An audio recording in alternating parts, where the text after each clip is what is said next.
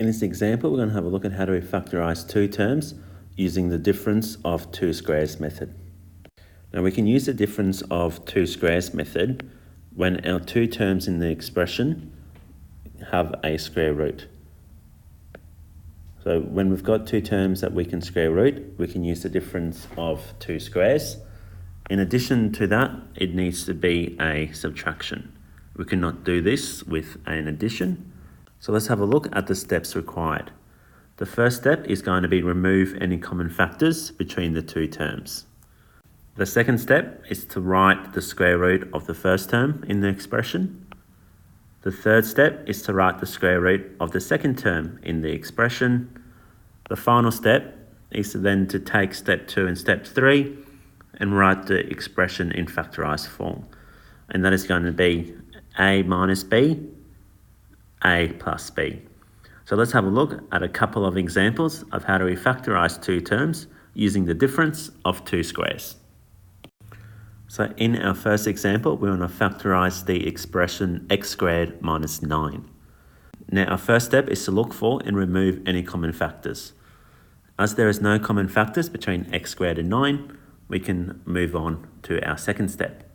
The second step is to write the square root of the first term. So x squared, the square root of x squared is equal to x. The next step, the third step, is to write the square root of the second term. So the square root of 9 is equal to 3. So now that I have the square root of my first and the second term, I can go ahead and write it in factorised form. And that is going to be x minus 3, x plus 3. So the factorised form of x squared minus 9 is equal to x minus 3, x plus 3. So in the second example, I want to factorise the expression 5x squared minus 80. Now my first step is to look for any common factors to remove. Now looking at 5x squared and 80, I've got a common factor of 5 that I can remove. And to remove the common factor by dividing both terms by 5. So my updated term, after removing the common factor, 5 goes on the outside, x squared minus 16 goes inside my set of brackets.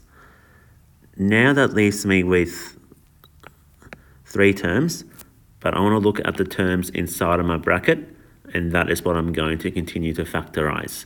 So x squared minus 16. So step 2, in completing my difference of two squares factorisation, is to write the square root of the first term. So x squared, the square root of x squared is x. The third step is to write the square root of the second term. So the square root of 16 is 4. So now I can write my answer in factorised form. That is going to be x minus 4, x plus 4, and I leave the 5 sitting on the outside. So the factorised form of 5x squared minus 80 is equal to 5, x minus 4, x plus 4.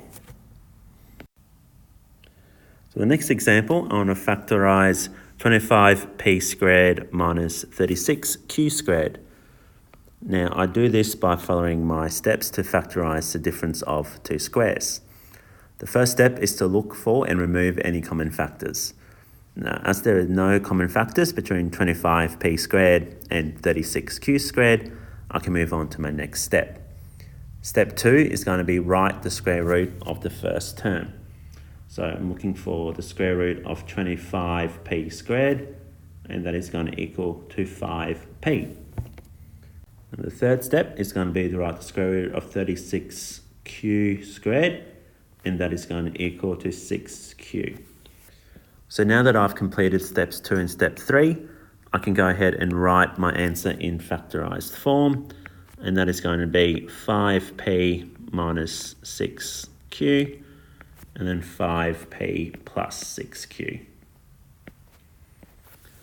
So 25p squared minus 36q squared in factorised form is 5p minus 6q, 5p plus 6q.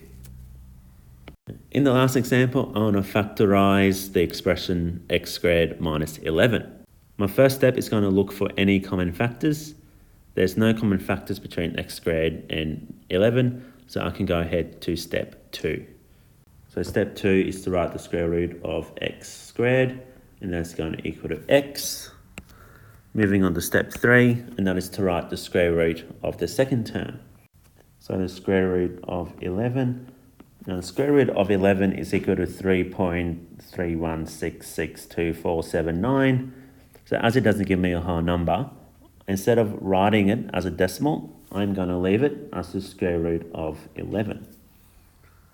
So now that I have got the square root of both of my terms in the original expression, I can write it in factorised form, and it's going to be x minus the square root of 11, x plus the square root of 11. So there are a few examples of how do we factorise expressions with two terms using the difference of two squares method.